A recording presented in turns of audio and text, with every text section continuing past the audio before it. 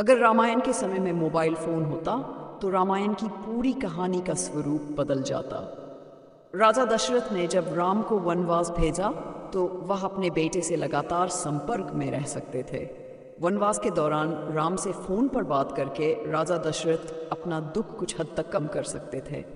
शायद दशरथ को राम के वियोग में अपने प्राण नहीं त्यागने पड़ते। राम, सीता और लक्ष्मण वन में रहते हुए अयोध्या की खबरें मोबाइल के जरिए जान सकते थे। सीता अपनी मां जनकंदिनी और बहन उर्मिला से फोन पर बातचीत कर सकती थी, जिससे उनका अकेलापन कम होता। जब सोने का मृग जंगल में आया तब सीता राम को आवाज लगाने की जगह सीधा मोबाइल पर कॉल कर सकती थी।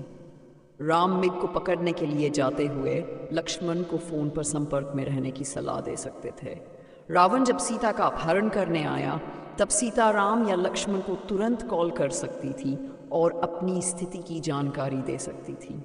अगर रावण उन्हें लेकर लंका गया होता तो सीता जीपीएस के माध्यम से अपनी लोकेशन भेज सकती थी, जिससे राम और लक्ष्मण को उनकी खोज में अधिक समय न लगता। हनुमान जी की भूमिका मोबाइल के कारण और भी आसान हो जाती।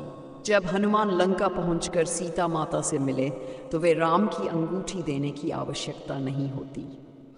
हनुमान राम और सीता के बीच वीडियो कॉल करवा सकते थे, जिससे राम सीता से उनकी स्थिति और रावण की योजनाओं के बारे में जान सकते थे।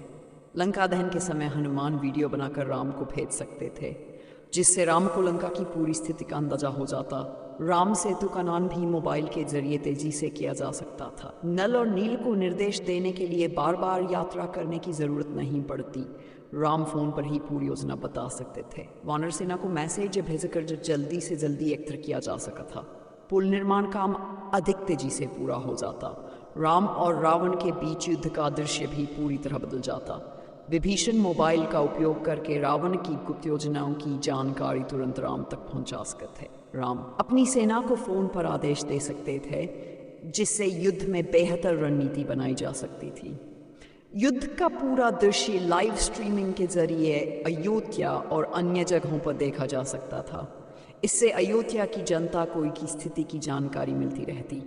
राम की विजय के बाद वे अयोध्या लौटने की सूचना पहले ही मोबाइल के जरिए भेज सकते थे। अयोध्या की जनता को राम के आगमन की सही जानकारी मिल जाती और वे उनका भव्य स्वागत करने के लिए समय पर तैयार हो सकते थे। पुष्पक विमान में यात्रा करते समय राम, सीता और लक्ष्मण अयोध्या की जनता से फोन पर बात कर सकते थे।